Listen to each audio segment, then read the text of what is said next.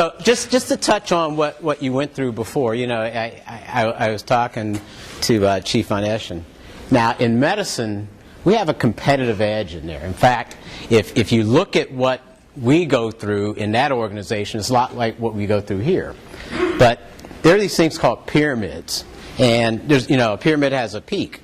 So you're competitive in everything you do. So we have all these qualities that I think in society that you identified over there, the things we like to do.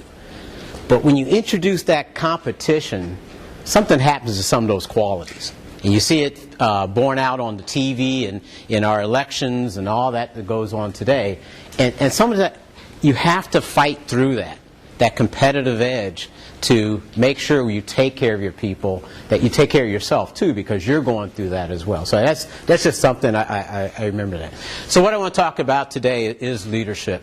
And some of the things, there's differences between the Air and the Army. And you look at this and you say, this is an Air guy, but actually a Navy guy. So, and there's none of them here, well, maybe in the past, but that's how it goes. So I have a little video, and it talks about some of the problems we have with leadership.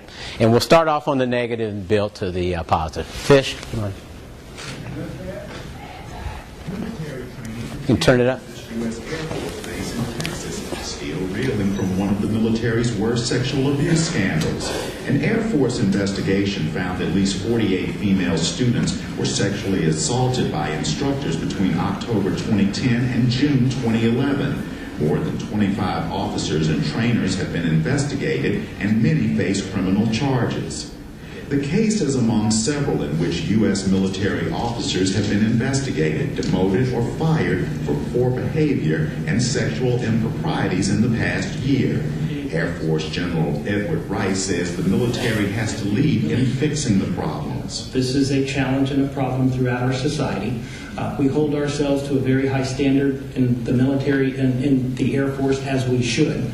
And so, because this is a challenge everywhere, there's no excuse at all for us not to get our arms around this and do better than we have in the past. The Air Force scandal comes as the NATO commander in Afghanistan, Marine General John Allen, is being investigated for sending allegedly inappropriate emails to a Florida woman. The Allen investigation began after the FBI found that the head of the Central Intelligence Agency, retired General David Petraeus, was having an extramarital affair. The scandal forced him to resign as CIA director. Retired Air Force Colonel Chuck Summers says bad decisions and technology got the best of Allen and Petraeus. People used to have to physically find you, take a picture of you, but now with computers, smartphones, and so forth, everything can be found out. So you're crazy if you start trying to have a flirtatious.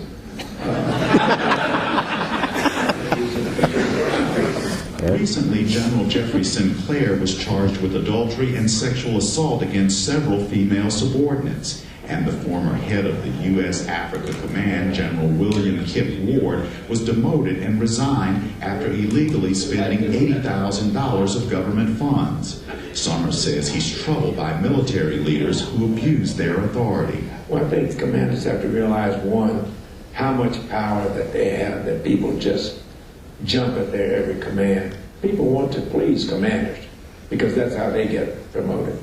You have to be wary because there are people out there for whatever reason that are looking over their shoulder trying to catch them. And any little mistake they make, they become vulnerable to criticism, ridicule. Analysts say poor behavior by a few senior officers has negatively impacted the U.S. military and cast a dark shadow on one of America's most respected institutions. Chris Simpkins, VOA News, Washington.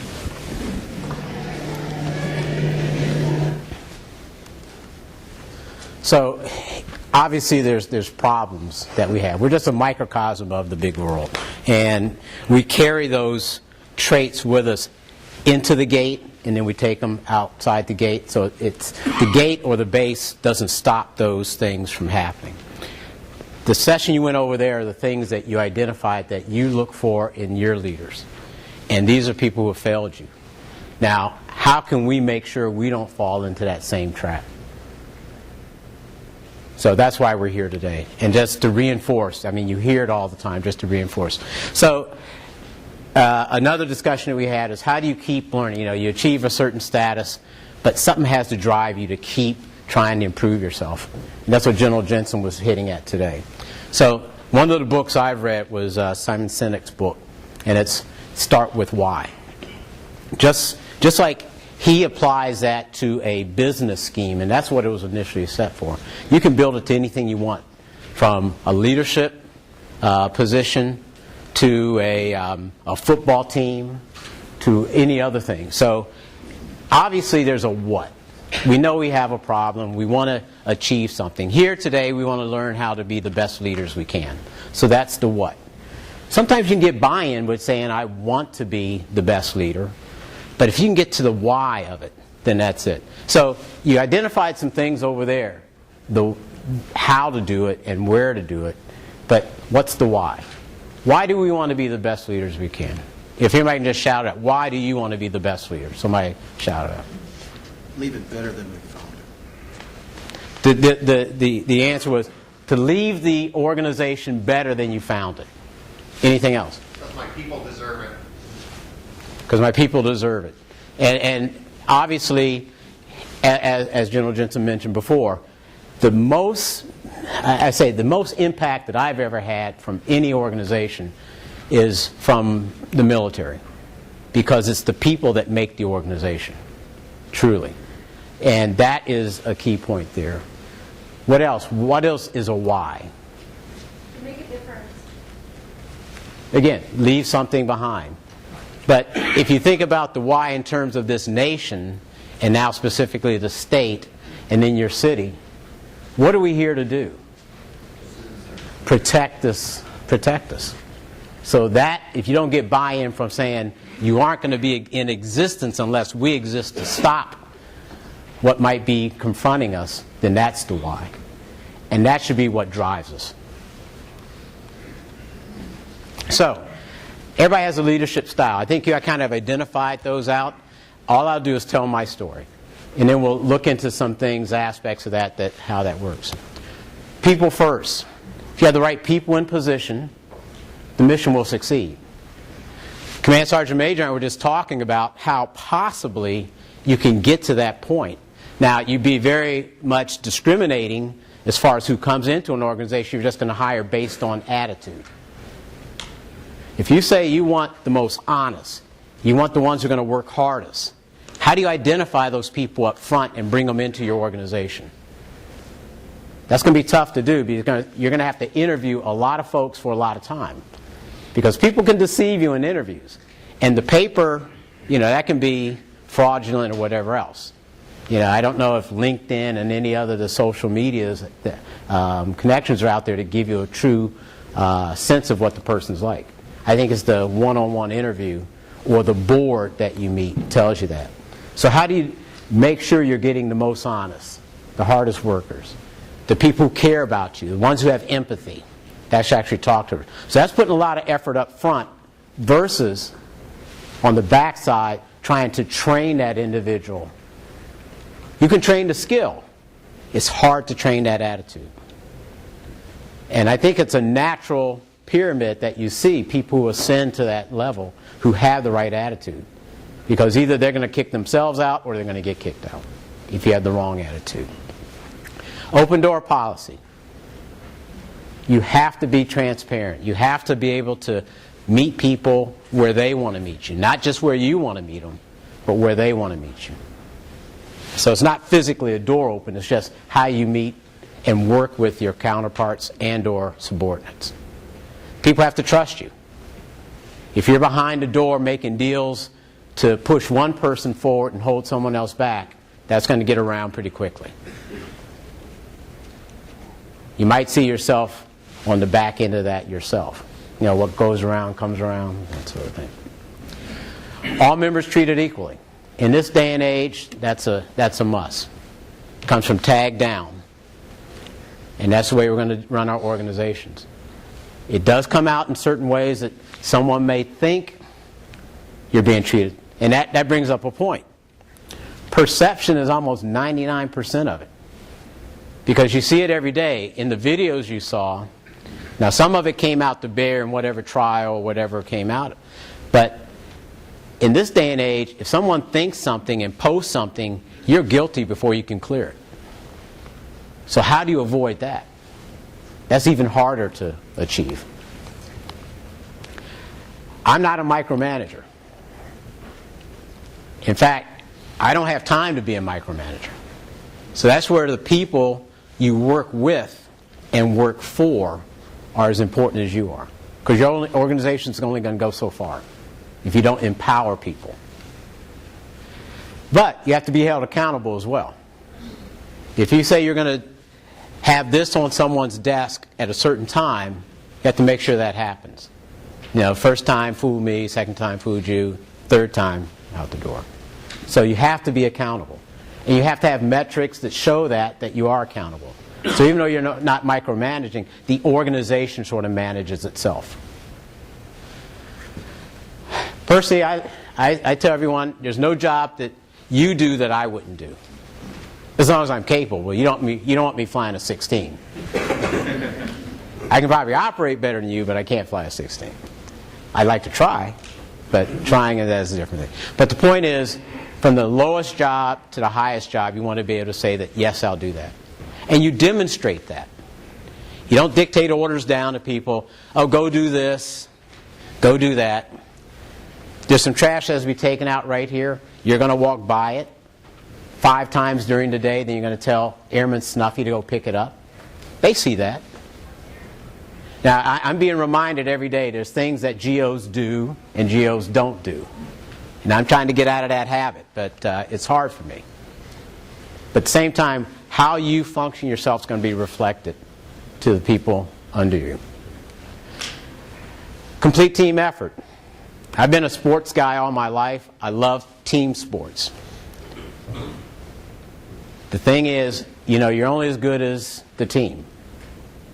Although a lot of the pros nowadays, you know, everything's I, and the way you're rewarded. And some of that, you know, I would like to think our millennials have learned from the old school. But sometimes you have to learn how to work with the people who are under you. I tell the story all the time. I was commander of the medical group, and for the 8th drill in a row, somebody from high school pops up and says, yeah, I'm still in high school and I'm finishing up. I'm like, how am I going to relate to this person? So that's why I have to do my due diligence and continue to read and find out how to do that relation. Now, luckily I had, by the way, my kids are gone now, so I had a teenager in the household who kept me straight all the time. Told me what I wasn't proficient at and how I needed to improve myself. Constant battle there. But the point is, it's a team, and you want to make sure that you're part of that team and you're not dictating down. And then finally, what's our job here? We said it before, you know, obviously it counts on the people under you. If you can do anything to help that person's career along, be passionate about it, and also encourage them in any way, you're going to reap the benefits personally, and your organization's going to reap the benefits holistically. So that's your job, to prepare and leave a better organization than you found it. So, Chief Hotelling of the Guard has put out several, everybody puts out pamphlets and says what their strategic vision is for the Air National Guard, specifically Air. And the thing is that he cited was about 3 topics. One was commitment to the profession of arms, our jobs, our namesake, why we're in this. And there's certain things you have to be, number one, be definitely keyed in on, and then some things we try and achieve. Both services have their core values. They're pretty much the same. You found them out over there, sort of not secretly or anything like that. It was just you identified all those core values in the session before here, and you believe in them. And that's something that's going to make us a little better. Performance and training, we have to do that. Again, metrics and being able to do our jobs and how we do them is very important. If we can't do our jobs, our MOSs and AFSCs, then bad on us. Leadership, mentorship, supervision. And that's the day-to-day work you do with your membership. Everybody in your organization needs to be able to demonstrate this, from chief on down to A1C. Because believe it or not, A1C has to be able to manage themselves. And it's the values you show them or teach them they're going to be able to manage, and they'll reflect those as they go up. Deliberate development. Now, sometimes we do that and sometimes we don't. I know on our OPRs we have a little sidebar that says the date of mentorship. I don't know how many times I've seen that thing pencil whipped, including me. Have you sat down with your airmen? Have you sat down with your soldiers and said, we have a time that we need to actually discuss your development? So that's key there. Education requirements. Again, that's nowadays in the world we live in that with downsizing, budget cuts, you're going to have to be competitive, yourself and your airmen and soldiers. So they have to meet those marks, and where I'll show you a little bit about their education requirements. And then finally, any regulations you have, anything that you have to metric you meet. The health of the forces is important. And that's where, the first thing that was cited in the video, how we treat each other. And it's more on the mental health than just the physical health. I know everybody loves their PT tests and all that, but that has very little to do with it. Sometimes that gives you some sense of accomplishment to do that. But how do you accomplish taking care of an airman, taking care of a soldier when they're down? Or, even worse, if there's a suicidal threat that maybe they may act on. Taking care of that person, where you and that person are in a room. You're not going to get any credit. There's no bonus points. There's no medals. But you have to act on behalf of that person. And that's where SAPR, and now more importantly, mental health assessment is important. Obviously we've identified that. We're going to put more resources behind it and take care of our airmen and soldiers. Safety. In all of our jobs, safety is number one. Because I think it was General Casalter talked about bending, denting, and hurting things. You don't want to do that. So safety is number one. So that should be a focus at all times. Then finally, technology. It's changing all the time. There's some things we want to stay away from. As was mentioned, it was crazy, some of the social media that's out there. But we can use that to our benefit as well. And cyber missions coming up, the things that we need to take advantage of. So finally, recognize and embrace our accomplishments. That positive side. So if your unit's doing something, there's formal ways of recognizing it. There's informal ways of recognizing it. Just pat on the back. A shake of the hand. I mean, everybody wants an MSM. Everybody wants something because that is going to give you cred as you go down. But if someone feels that they're not being identified as, again, more in a singular effort, or even on a group level, go to that unit, go to that section, say, you guys did a bang-up job on this. Somebody goes out of their way to come over to Joint Force Headquarters to do immunizations.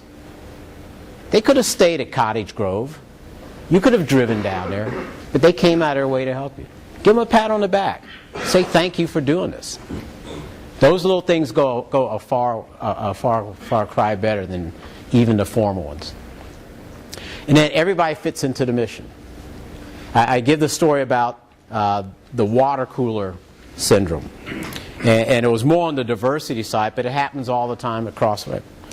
So the inside folks who know all about the mission and have been working together are over here talking about it. And we use Airman Snuffy again. They're over here being left out. So all the key components to how you recognize a problem or take care of a problem are being discussed here. And they're not being inclusive to this person. And therefore, they don't know, probably not just from a technical sense, but they don't know how to get around a problem. You have that corporate knowledge. You can share that. So if you have corporate knowledge within an organization, share it with everyone. the organization will be better for it. Unless we're into that competitive, and knowledge is power to an extent. And that's what you have to fight. You have to share that.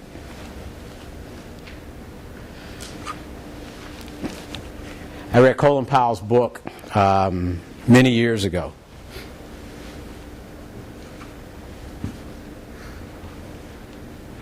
And that's very applicable.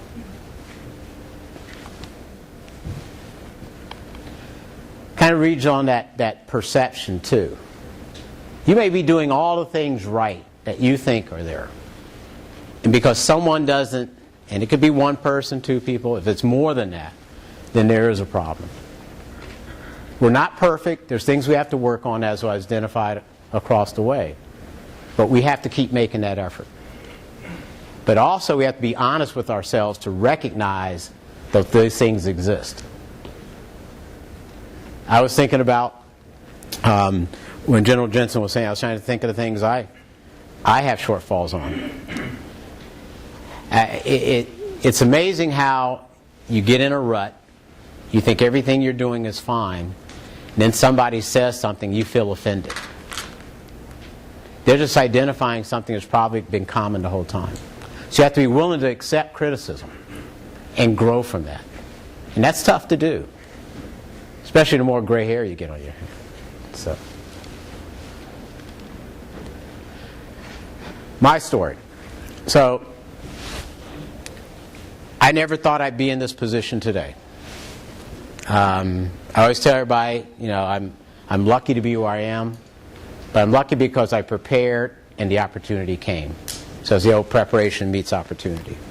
But at the same time, I'm supposed to be here because my parents did everything they could to give me a foundation to reach that point. I didn't abuse it. I didn't neglect it. Now, there's times you party a little harder, you neglect the studies, those kind, but it always tended to come back to the center. But my story is one of expectation, at least to me. But if you look at demographics, I'm not supposed to be here. And that's where everybody can make a difference in this room. Because you have the background now. You have everything from this point on to be successful. Not that you're not already. But no one should be satisfied where they are.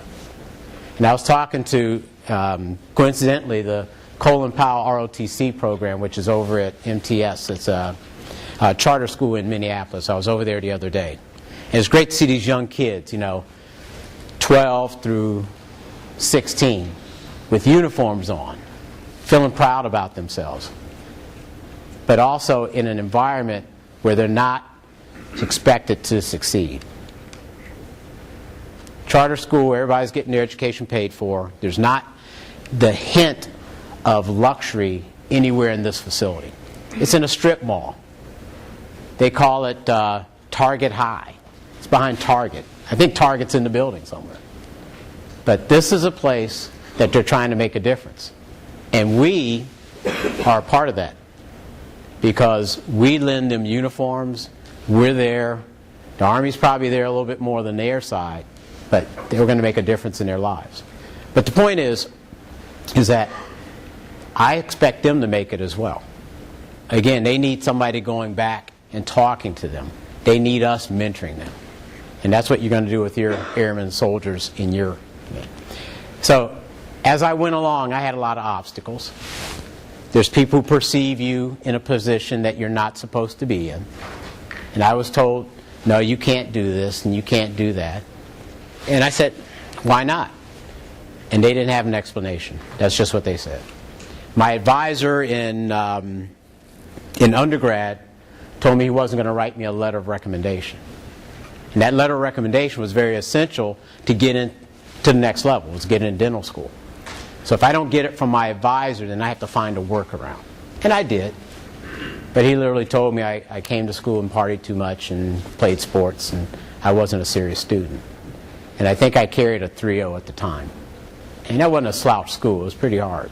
So, I mean, things happen in your life that put you down a little bit or don't let you get... You have to keep driving through that. Same way you have to do for your soldiers and airmen. Finally, as far as military career, I needed a way to pay for school. And that's how I got into the military. I did have a draft card. That's dating myself a little bit. I was a 1H, and the draft ended in 1973. And luckily, in my case, I didn't go. I had a lot of friends in the neighborhood. I had a disparate neighborhood. The neighborhood I grew up in was an inner city neighborhood, and literally across the tracks was a school I was able to go to after qualifying for it. I mean, you walk across tracks, and that's an old way of saying the segregation that existed. And it was just night and day. Everybody in my inner city neighborhood went to war.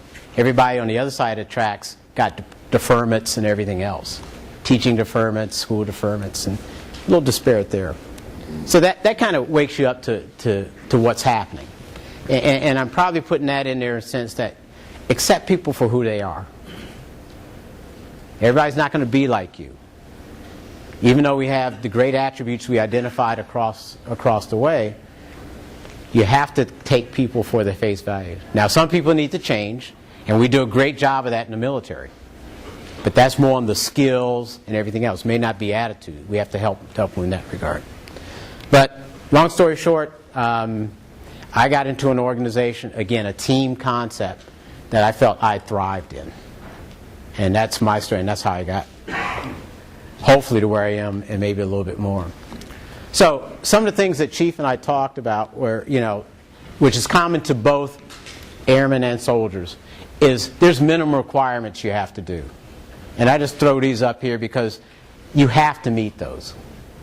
That's more on the training, the skill side. And somebody in the med group may know it, but we've known tech sergeants to be in positions for 20-some years, dude. Yeah. That's correct, yes. And that happens. That should not happen. We should move our people along. And I was at fault for that because he was a good guy, he was a hard worker. In a sense, I protected him to a sense. But I didn't protect him. And now that he's not moved on and moved out, now that he's moved up and actually he's done a great job. So we have to move our people along. We have those minimum standards we have to hit. And I know you guys have gone over this ad nauseum, but probably things is that there is some cooperation that has to happen across organizations, not just within your organization, especially when you're looking at AGR and technician positions. So, one of the things that's becoming vital, I already talked about how it's competitive in a sense, and how with sequestration, budget cuts, and everything else, there are requirements. And requirements are going to be education. The days of having a bachelor's and moving up are probably going away. And I don't know specifically what we're coming up with the great review, but I think you're going to need masters now. And that's more time, commitment, maybe time away from family. My wife says she sees the back of my head too much. You're sitting at the computer, you're not there with her or your spouse, and that's what's happened. But now we're looking at things to work smarter, not harder. So look at all the regulations that exist and try and help your airmen and soldiers out. This one pertains to how we in the state, from a TAG perspective, can help you get qualified equivalents for CSAF. CSAF, as you know, is at least on the Air Force side, is a degree that will help you move along. And there's things we do in our traditional roles every day that we should have equivalency for. And there's more examples than just this out there. So again, we have to have not only the encouragement of our soldiers there, we have to be smart and know what the requirements are to move them along. So that's something we have to be either individually astute on or have organizationally astute on. And the way it is now, I don't know, I have a hard time going to VPGCR and looking up things and telling me what I need personally, much less. There's no one in my face telling me you need this, this, and that. And it shouldn't be at this level. We're smart enough to know what we need and go after it. But your junior enlisted, your junior corps people aren't going to do that. They need some guidance in that area. So that's just an example of what we need. again, how to get ahead. And I'm really interested in how the grade review comes out for that.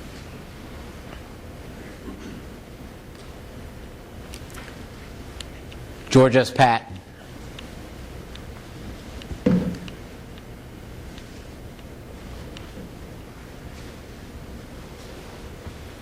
This is a great organization we're in.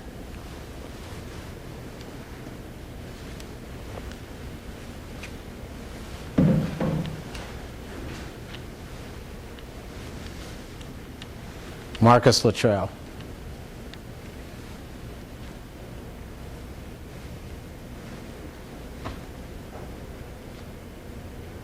And finally,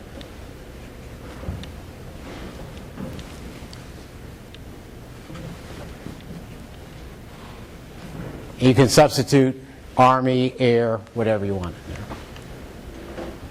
But just ending on the positive, great organization, big upside, and it's up to you to lead the airmen and soldiers who come behind you. And that's all I have, guys.